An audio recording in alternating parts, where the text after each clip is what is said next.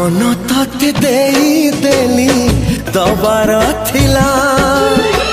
जीवन भी तते देवी कथा रहिला मन तते देली दबार थिला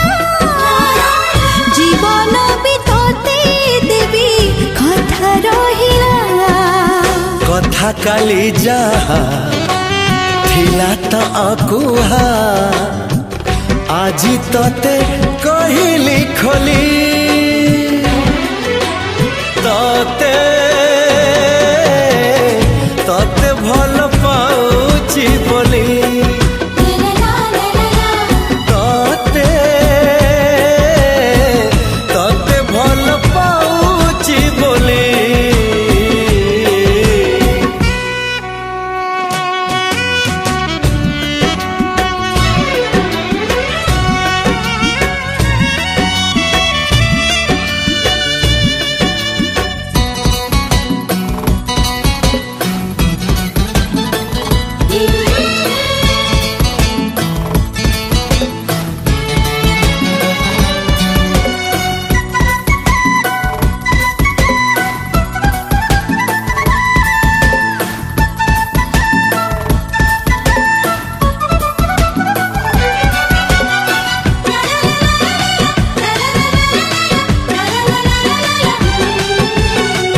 तते भल पाऊ पाऊ ऋतु गला बदली डाळ थिला खाली खाली फूल गला बौली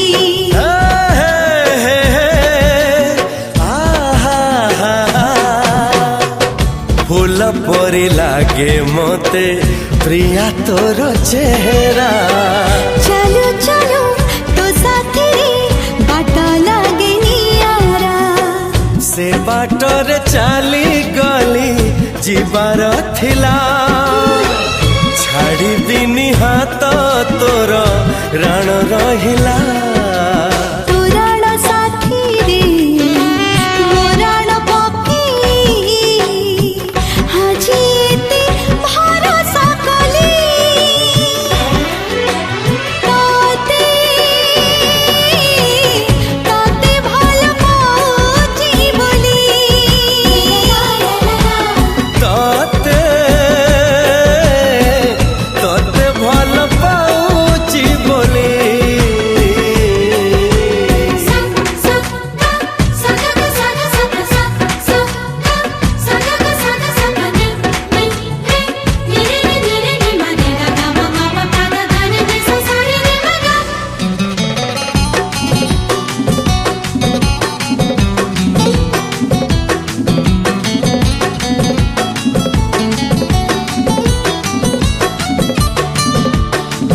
मो जीवन गला आजी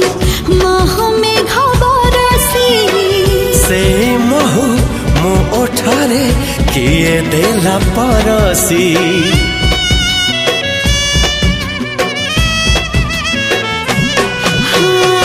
मो ओठरो आजी काई हस जमा सरुनी तो पाखरु साथी मोर मन आउ फेरुनी साथी तोर हे गली हबार थिला साथी रे जीवी तोर लेखा रहिला लेखि देई तोर नाम छाती रे दुनिया को जाई भूली